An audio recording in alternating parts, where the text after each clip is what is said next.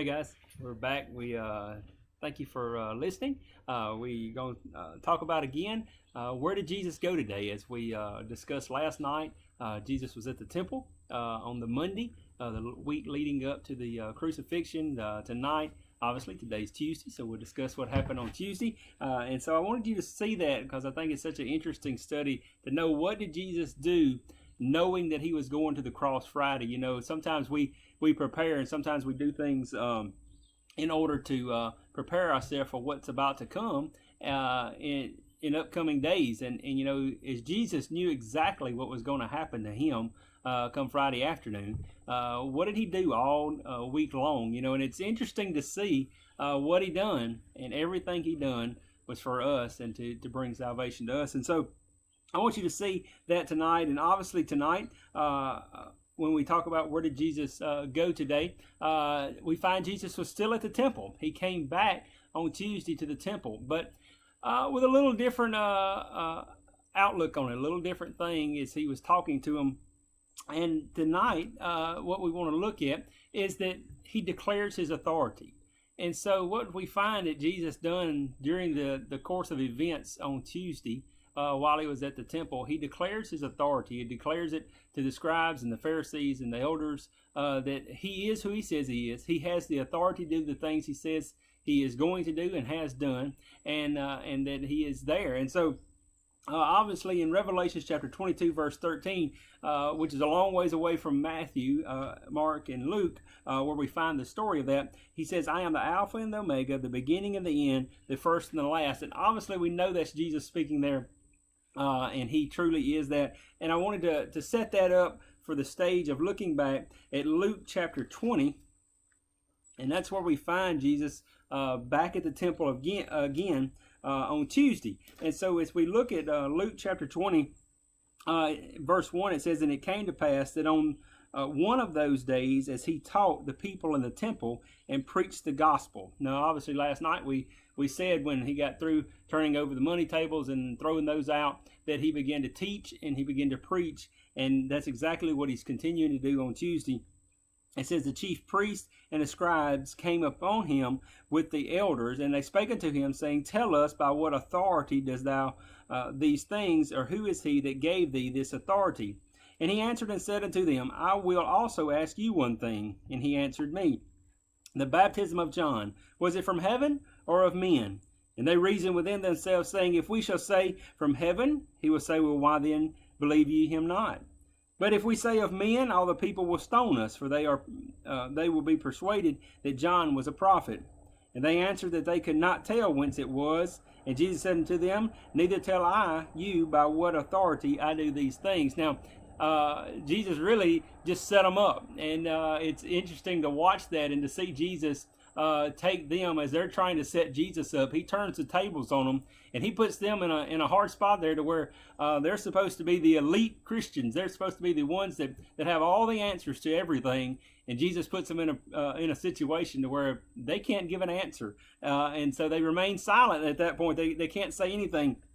And so we see Jesus not only being who he says he is, but he has full control of that situation. They don't have control of him. They're not going to get him in a situation to where he's not able to take care of the things that he needs to. And he completely just stuns them, I think, at the point that he turns the question back on them.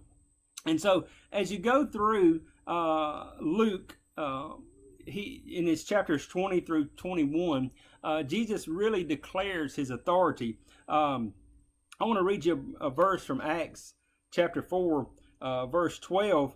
And I want you to remember this throughout as we talk about this real quick. It says, and this was Peter saying this in Acts, it says, Neither is there salvation in any other, for there is none other name under heaven given among men whereby we must be saved. And obviously that's Jesus's, and that's Jesus's authority to offer us salvation. He is able to do that. No one else that has ever been on earth has ever been able to offer us salvation. No one has ever had the authority to do that. Jesus has that authority. As we go down through this, I'm not going to read a lot of verses. I'm just going to show you a few things real quick. In chapter 20 of Luke, verse 19, they begin to ask Jesus some questions about government. And who do they pay money to? And obviously this is where Jesus takes the coin from them, and he looks on it and he says, whose picture's on the coin? And they say, Caesar. He says, well, give Caesar's what's Caesar's and give God what's God's. Jesus proves his authority over the government. He very clearly states he has authority over all of it. Nothing is out of his reach, out of his grasp. He's able to take care of all those things. And Jesus here is completely in control and has complete authority over government. In chapter 20, verse 27, it begins to show some other verses and they talk about the resurrection, and they talk about people that are passing away and things like that. And so Jesus speaks to that, and we see here that Jesus has authority over death. And in verse 38 of Luke chapter 20, it says, for he is not a God of the dead, but of the living, for all live unto him.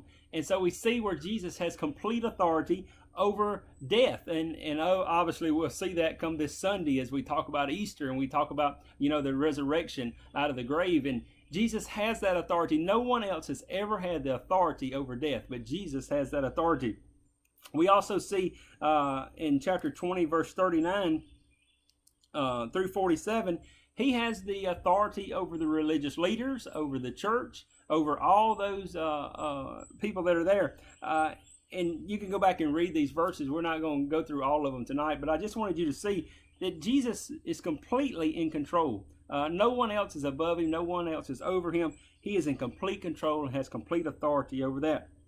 And then you see in chapter 21, as Jesus continues to speak, and he sees the rich man there as they're casting in their money. And then he sees this poor widow woman that's casting in her mite.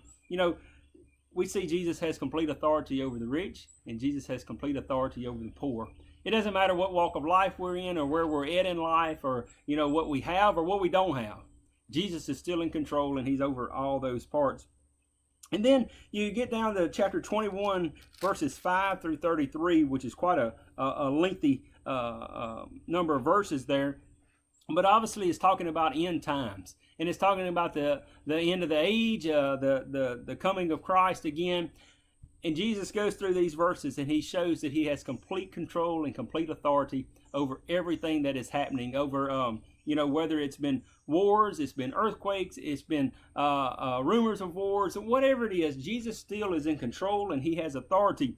I don't think you could say anything that's more relevant today than that, knowing that all the things that are going on right now, Jesus is still in control. Nothing caught him off guard.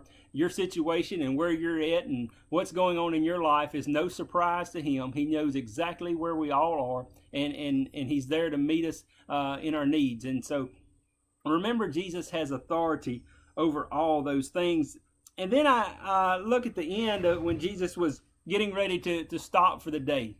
He's getting ready to stop for Tuesday. Go do the things he does for at night on Tuesday.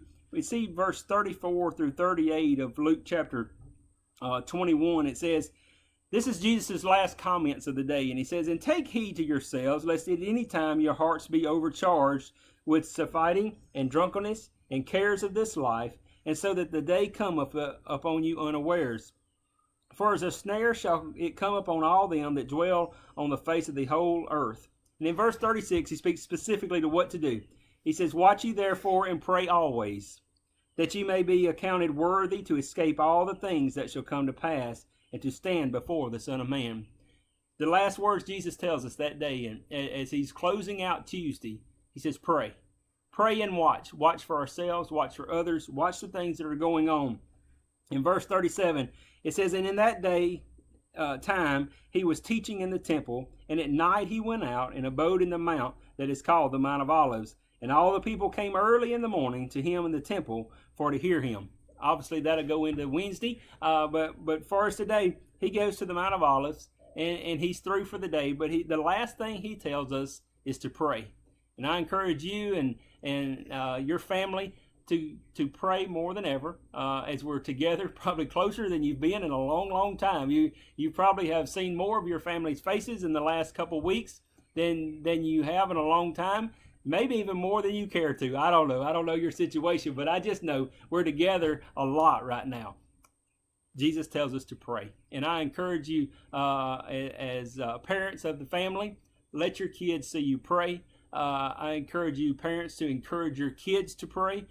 This is a wonderful time of teaching lessons and teaching Bible study during this time. I hope you see what Jesus done as he declares his authority on Tuesday.